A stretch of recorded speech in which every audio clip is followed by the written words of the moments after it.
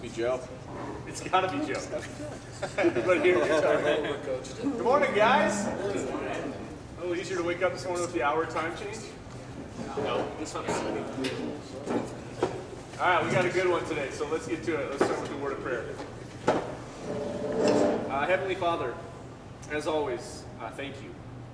Thank you for the men of this community. Thank you for the men of this group. Thank you for the energy that you bring in this morning. And we're so excited to hear what Joe has to say. We're so excited to hear what you had to say through Joe and what you had to say through our table talks. I'd love to see the camaraderie, the commitment, the community, and the tribe of this group. Continue to let that grow and continue to let, again, this passion and this authenticity not be just contained here at Lacuna Coffee, but out into the community when we go back to our jobs and our families and our communities. Again, be with us this morning and continue to speak through Joe. And can't wait to hear what we have to say, what he has to say this morning. We ask these things in your name. Amen. All right, guys. So we're going to continue down the path of tribe, community. Joe's going to delve a little bit deeper into the three topics that we talked about last week. For those of you that don't know Joe, that weren't here before, great guy. One of my dear friends. He and I worked together, as well as been good friends for the last 3 years, Joe. Yes, husband of twins, 9-year-old twins. And I don't know, I'm not going to take anything else away from this because I want you to get after it. So without further ado, Mr. Joe Kennedy. Thanks, man. All right. Good. Wow.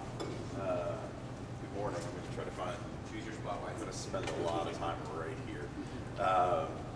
So last week, JD kind of teed this up, and I'm going to keep on pulling up this slide. And probably won't hit every week, but if you haven't gone out and got this book, if you do any of the books online, you can get it through the local libraries as an electronic read. I've just done it. I'll admit I didn't actually read it. I listened to this book twice, and I need to talk louder. So. Plugger's here. Go put my hearing aids in. There we go. But it's a really good book. And what we're doing is we're really going to start carrying through the three of the key themes that he discusses. And I put up the quote here, and I don't know if you can read it because I can tell that the sun's hitting it. But really what I want to get out of here is that human beings need three things in order to be content. They need to feel competent at what they do. They need to feel authentic in their lives, and they need to feel connected to others. And these are the intrinsic values that we wrap ourselves around. And so we're going to talk about those three things. Do we feel competent? And today we're really going to start driving into competency. Do I feel competent? And then can I be authentic? And then am I connected? And what I really want to get into, and those are the kind of the three themes and takeaways that we talked about last week. So I am just leveraging a couple of JD's slides here just to kind of set the stage. So we're kind of all on the same page. Is, are we considered competent? And do you feel competent? Are you viewed as authentic? Do you feel authentic? And then do you feel connected at the end of the day? And those are really key things. And we're going to do a deep dive here just on competence. So I thought, well, why don't we just start with what? It's warm up here. Sorry. Okay, that feels better. So, competence. The quality of being competent. I love when they use the definition within the definition. Really around adequacy, possession of the required skills, knowledge, qualification, or capacity. And how does this relate to our own personal feelings of confidence? So when I think about this, that first one hits me the most because I'm thinking about my personal competence. And do I feel adequate? Do I actually feel that I'm qualified? Do I feel confident I can actually go in and do whatever is in front of me? And that spans across so many components of our lives. And it's interesting around how, at least throughout my life, I've used competency to define who I was and how I projected myself out to the world. And this is where it gets really interesting. And this is where this started to hit home for me. as we're going through this. Ooh, sorry. If you look at this through a Microsoft device, it'll actually show correctly. So we had to switch over to Apple, and it looks like it's doing some weird formatting.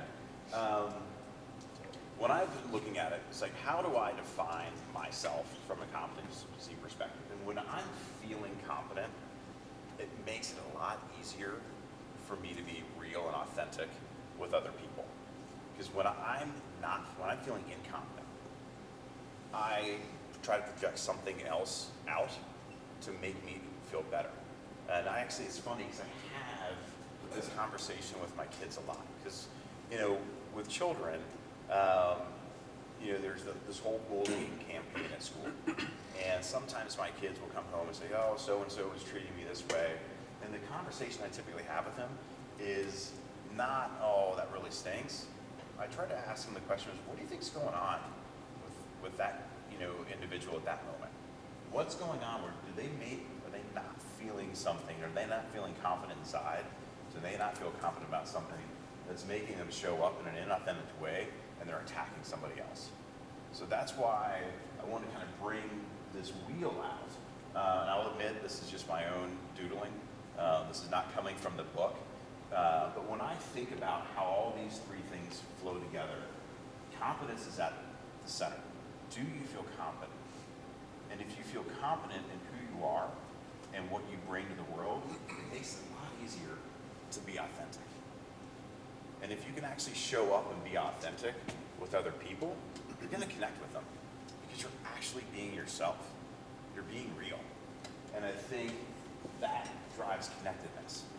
And the more connected you are, the more confident you're going to feel. And it just keeps on driving around. And that's what helps build out that tribe mentality. So all three of these things really start merging together for me. Because if one of these is out of balance, I think it throws everything off. Because I can tell you, if somebody's not authentic with me, it's really hard for me to connect with them. And you feel it. When somebody's not being real, how do you connect? What are you connecting to? You're connecting to a facade. You're connecting to a Facebook profile. I think, JD, you were using that example last time. And I will admit, I'm off of Facebook right now. I check in once a year on October 16th, the day after my birthday, so I can thank all the people that mentioned me and said happy birthday. But if you look at I do have an Instagram page. If you look at that, what do you see? You see two types of pictures. There's nothing, generally I'm not in there at all unless you see my feet. But it's all pictures of where I've been and the hikes that I've been on, or whiskey. And those are two things that I really enjoy. But again, it's just, you don't see all my photos. I was in Scotland just recently and I took, I think, 1,500 photos, just myself, and there's three. Why? You got the best three shots that I took out of 1,500, and that's what we're projecting out. So all of those things feed together, and it's really about who are you, what are you really showing up at, and what do you value at the end of the day. So we're going to start talking about all these three components and how they drive who we are and how we're going to connect. So I want to kind of delve into where this can go. I don't want to say where it can go wrong. I want to take this more and to say, where did this not go right for me? And maybe this will relate to each of you. My old model for competence was driven around a few central themes. One, professional success. That was extremely important to me. I'm not saying it's not important today, but it defined who I was. I was a traveling consultant with Deloitte, and when I walked in a room, I knew I would get respect just because I had the Deloitte badge on my name. It was a well-known company. They carried a lot with it, and part of that was traveling. When I talked to people, that was a core part of who I identified myself as. And how did I define my competency within travel? Well, I was global services, and if you're not familiar with that, so there's various statuses within United.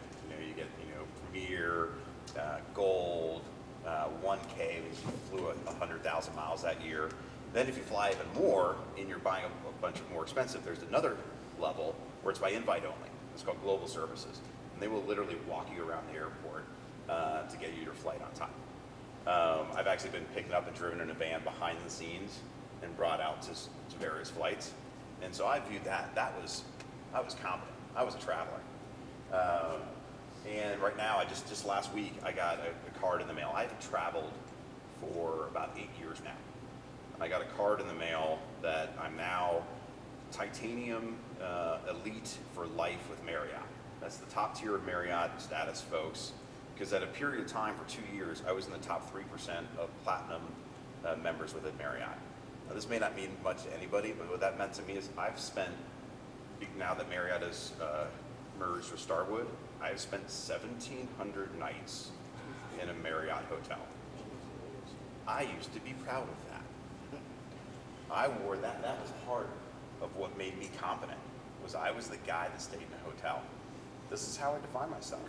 And when I showed up, I talked to people about my professional success, being a provider at home. That was huge. All those things led up to being a provider, and I thought if I could do this, I'd made it. I was the man. Where am I at today? Well, I just transitioned my kids back over to their mother's house yesterday. So my competence in this model wasn't enough. I defined myself on the wrong things. And I think that's one of the things that I really want to drive home is, at the end of the day, how we define ourselves has an impact on how we show up with others. It has an impact on our family lives. And it has an impact on the greater, so the broader community. Because what we drive as importance and how we define ourselves as being competent may not be the right model. So I went a little deep there. So what I want to do, this was me, and this was me for 12 years. So I want to actually engage each of us right now, and I want to just get feedback from the room. So how do you define competence, and do you feel competent at home? So just anyone, when you think about your home life and competence, do you feel, and who do you anchor yourself at home from being a competent, partner, husband, father? What are the key things that you drive at that? I feel like I know the right answer, but I don't feel like it really applies to me. A lot of what you were just saying, I feel like we're kind of in the beginning stage of going down that route, for sure. Yeah. So no. But that's good, because each one of us, and that's why we're having part of this conversation, is what I don't want people to do is get in the trap that I got into. So when you think about, at home, when you define yourself being competent, what would that look like? I got something for you. I'd say it's managing expectations. So Yeah. everyone else's of you and yours of everyone else. Doesn't mean you should expect anything. But, can we just be clear and communicate what these expectations are, and then when they don't get there, let's talk about it. But I think too often it's easy to just abandon some of the things that aren't working and then be mad about that and quit trying to even make those things work. That's where I doubt my competence. I know what the plan should be, Yeah. and then when it doesn't work out, it's easy to just kind of say, oh, well, it's still a good idea, but I guess we're just not going to do that, and be mad about it instead of either fixing it or letting it go. You mentioned something key there that really, right at the very beginning, was communicating. Being a competent communicator can have a dramatic impact, on all of these. And I would say historically, I'm very comfortable up here talking. This is an easy way for me to communicate. Historically, what's been terribly difficult for me to communicate, how I feel and what I want. So going back to actually saying what my expectations are, I was terrible at that. Because I always would just basically say, well, it's not about me, it's about making sure everyone else is taken care of. I never took care of myself. I never communicated it. So nobody knew what I needed. Heck, I didn't even know what I needed. So I think bringing up communications and that and communicating what your needs are and setting those expectations are huge. Did you have anything? No? You're good. Yeah. What about at work? How do you define competency at work? Paycheck? Anything else? Is there anything with satisfaction? Driving change, connecting with people? I think recognition sometimes, when you get recognition for doing whatever it is that you do. So for myself, like I'm in a leadership role, and so anytime there's something that like recognizing my leadership that I don't have to like try to do for myself, but it comes out of like employee survey or something else, I think that resonates with me. Like, hey, I'm doing my job well, I'm competent. I'm actually, because I think one of the things that's challenging is we often wear the mask, I think, of competency when we don't feel adequate. Like we try to, I think, fake certain things, or we maybe feel like we're faking those things just because we have this like these like inner narratives that are telling us we're not competent. And so we try to like look for those signs and things that would say like, what are these things? And I think myself, like I tend to be a person that views my own self as inadequate more than I should probably. So like sometimes seeing things that are like objective evidence is good, because I think it is like one of those things that's a true authentic competence versus all the ways that I would try to undermine my own capabilities just because of like the way that I view myself, maybe like negatively through that lens. So I think sometimes it is good to have like something where something comes up, you're like you didn't fabricate or you didn't create for yourself, and it justifies what you do. Has there anyone else experienced that where they feel incompetent at work? Feel what? Felt incompetent at work? Okay, good. I was going to say, because I feel this a lot. It happens all the time. And sometimes it's in just small situations. Just getting ready to go into a meeting. Sometimes, I feel, am I really ready to handle this? I had to go and have a difficult conversation with a client yesterday. And I was like, how am I going to handle this? I was like replaying in my mind, like playing it out. Well, how can it go? And what am I going to do? Am I ready to actually handle this? And then you just go in and have that conversation. But I think we all feel that. And I just saw it happens all the time. But at the end of the day, once we get through that experience, I think we're much more competent than we actually thought we were going to be.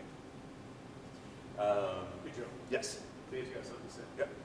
One thing, not a good communicator, so let me, we need to take the focus off ourselves and our own competency, because we're all incompetent, I think.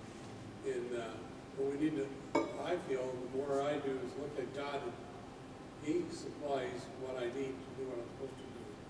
If we pray for wisdom, guidance, and direction, He's going to help us feel confident with Him. That communicates. But if I try to do things on my own, I don't do so good. I mean, but if I really am aware of God and His presence in my life, it goes better. So I think part of this is it's good to be aware of who you are, but with the aid of God, putting God in the focus point is what I'm trying to say. And it's don't rely on yourself only, rely on God. Does that make sense?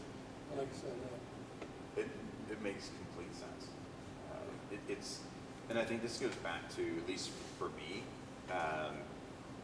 it's not a scenario where, at least for me, I always think about this song where, I can't remember who sings it, Jesus Take the Wheel.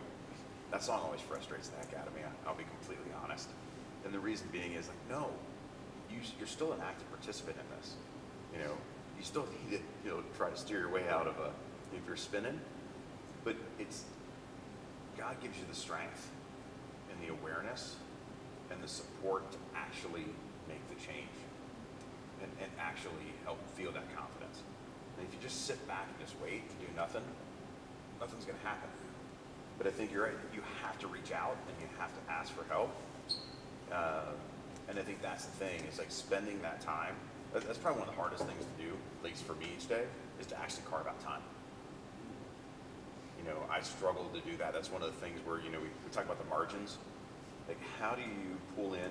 And that's a personal choice at the end of it, at least for me. There's always more time I can make in a day. I make choices day in and day out. this morning, I made a choice to hit snooze twice, not get out of bed and work out before I came here. That was a choice. And at that same time, I could have carved out an extra 5 minutes to actually sit down and pray and ask for support before getting in here. And what did I do? I snoozed right up to the minute, hopped out of bed, showered, ran downstairs, turned on the gas so I could get my coffee going. I did prep it the night before. And then ran upstairs, got dressed, grabbed my coffee, ran out the door, got here. And those were all choices I made. But I think it's a key thing is you've got to ask and get that support. Yeah. It gets better the older you get, though. Then when you retire, I've been retired for a little bit now. So I have a lot of time, but God gives you plenty of time because you don't sleep like you do. At least I don't sleep like I used to do. So I get up at 3:30 in the morning. I got lots of time to think. So you got a lot to look forward to. Definitely beat me out of bed this morning. So this is just my aspirational model. This doesn't need to be yours. But this is kind of where I want to, when we get into the small groups here shortly, this is what I want to kind of talk about. When we think about competence, what do I want to be known for and what do I want to be competent in? What do I really value? For me, so I'm glad you mentioned it, it's communication. I have sucked at this for my entire life. And when I talk about communication, not this. I can do this all day long. I can go into a meeting and talk about work any time of the day. If you want travel stories, really good at that. But actually communicating one-on-one with the people in my lives that really matter. And when I talk about communication, it's really getting deep, being authentic, and sharing what's going on in my world. Because things aren't always great. Big JD and I just went through an experience over the past few weeks that is going to could financially impact every single person in our office. And it was something that he and I were working through.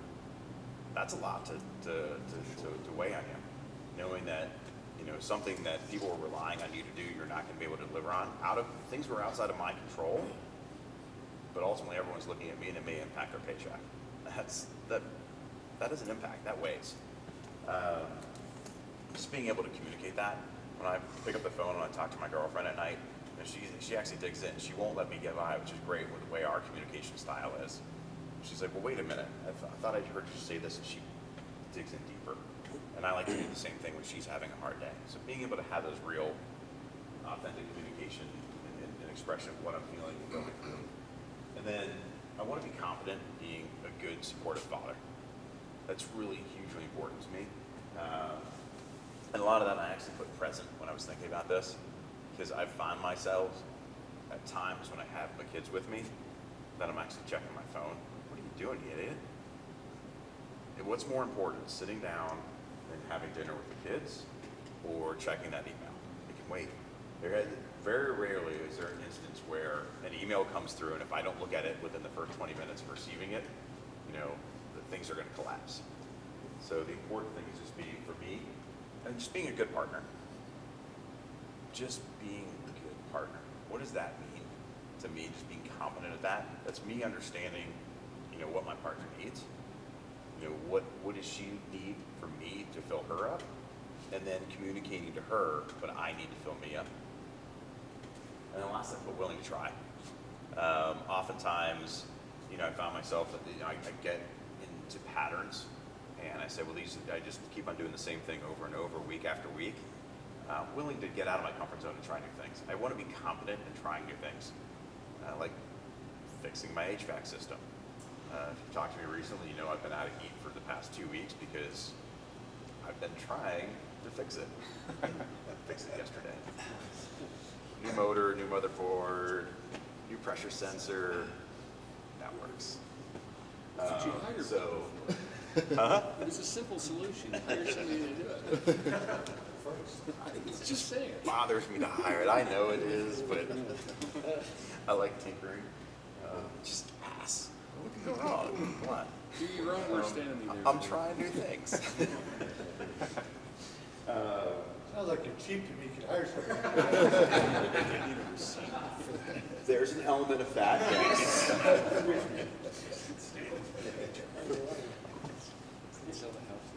Yes. So summary, over the next few weeks, we're going to continue to focus around this wheel. So we really talked about competency today. We're going to start driving back into authenticity, capping that out with connectedness throughout the end of the year. But the key thing here is what I want us to be able to do is not show up wearing a mask, just to come feeling good enough that you can come and be yourself. You can be comfortable being cheap. I am. I really am. I found it. It's a key trait. But it is. It's just one of those things. And oftentimes, when you're not feeling comfortable about it, you put up a wall. And that's what I don't want us to have to do, is not show up wearing a mask. Just be yourself. Because then we're going to connect better. And it's going to help solidify the tribe mentality. So what I thought we would do is hit a couple of the questions. And I only had two today. Couldn't think of a good third one, so I deleted it. So one, if you were to redefine your competency model, so I kind of outlined what mine was, I'd like just to talk about that. What's important to each one of us?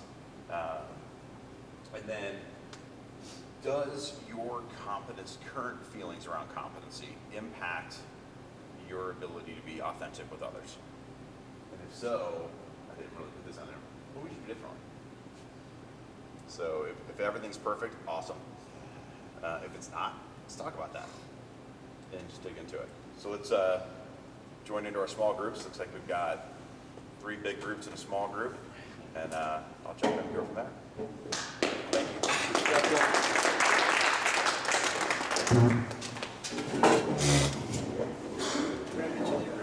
Thrown in the mix like